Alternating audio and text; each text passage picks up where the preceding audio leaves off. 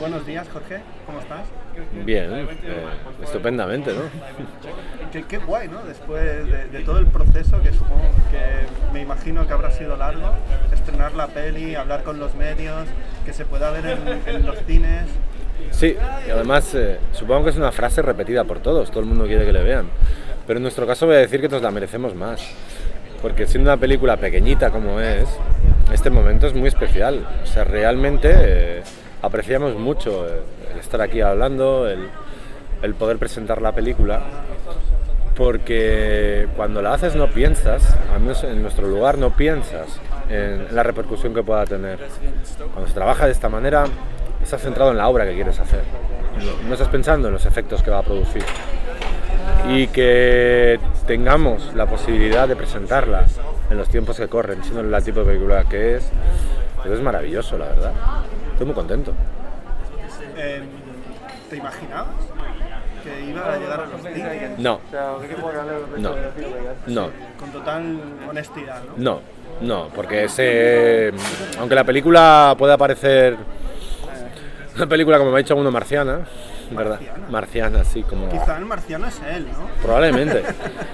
Pero sé cómo es la realidad de hoy en día y sé en qué lugar está el cine y qué entendemos por cine. Entendemos por cine un negocio enorme, ¿verdad? En torno a él. Y esta película no cumple con esos cánones de negocio. Para mí es una película que está dirigida a cada espectador, a cada persona en concreto, a una persona muy determinada. Yo creo que la puede disfrutar.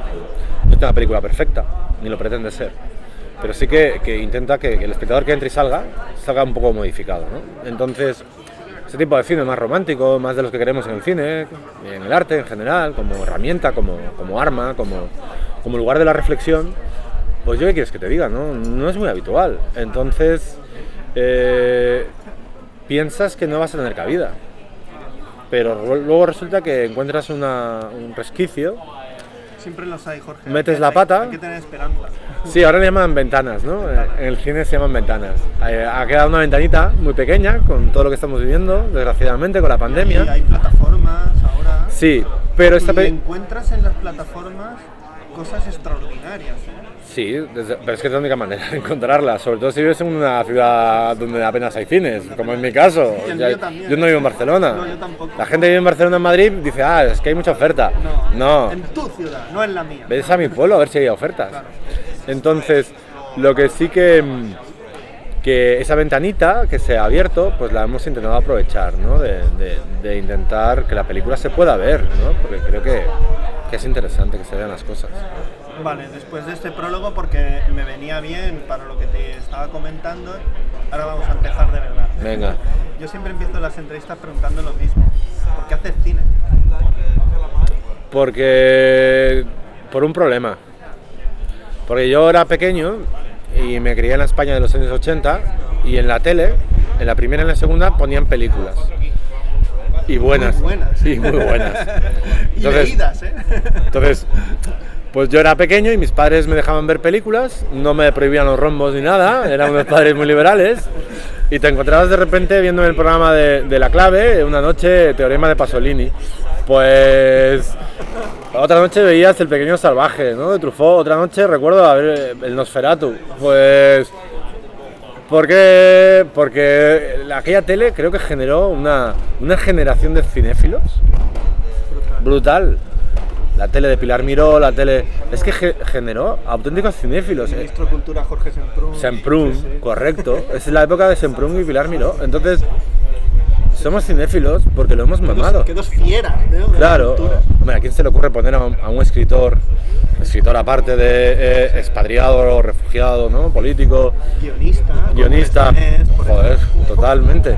¿A quién se le ocurre ponerlo de ministro de Cultura? Esperaban, ¿no? Pues por eso digo que es por un problema, es decir, es una anomalía del sistema.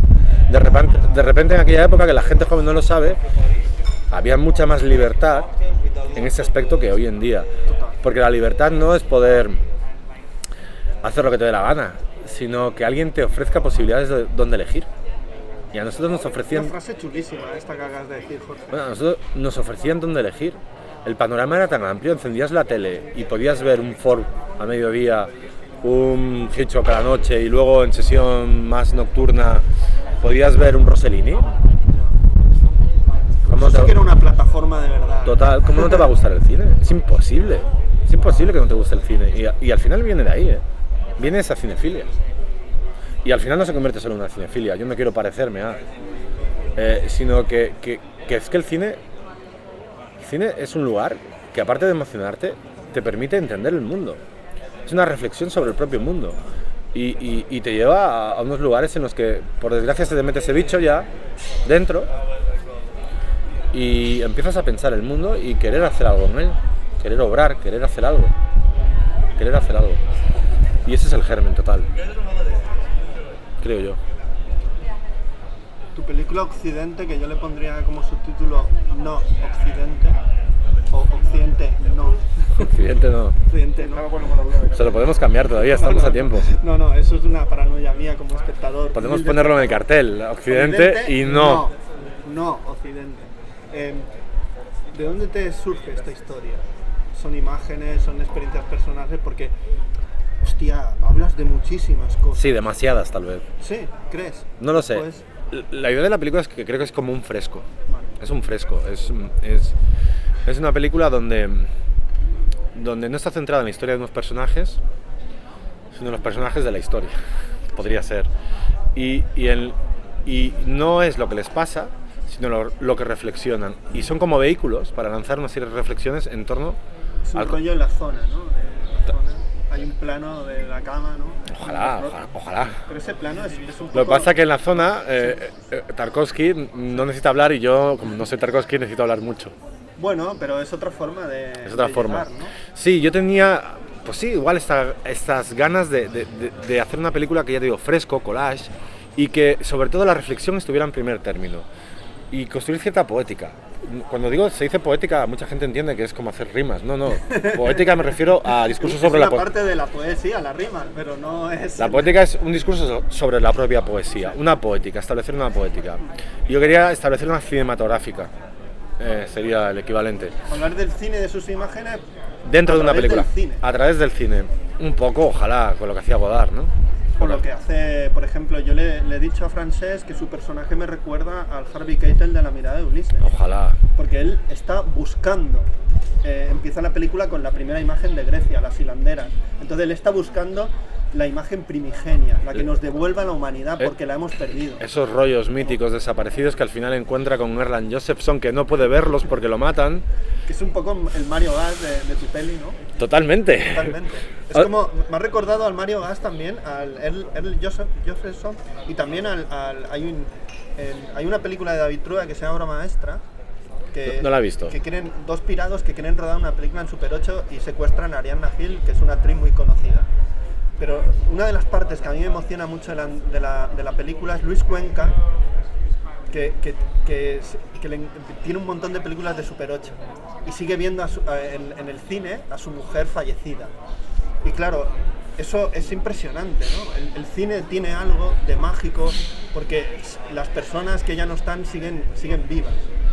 El cine sigue vivo, aunque los que lo hicieron ya no estén. Aquellos fantasmas que decían, devuelve a los fantasmas a la vida, ¿no? Sí. Es que, y además me parece, las películas que dices, y París, Texas, y muchas películas que me vienen a la cabeza, cuando en el cine la imagen entra como un elemento más, la propia imagen, el propio hecho cinematográfico, y en La mirada de Ulises está, es cuando realmente el cine puede empezar a elaborar su lugar, que su lugar es realmente fundamental, creo yo, en la construcción del arte del siglo XX.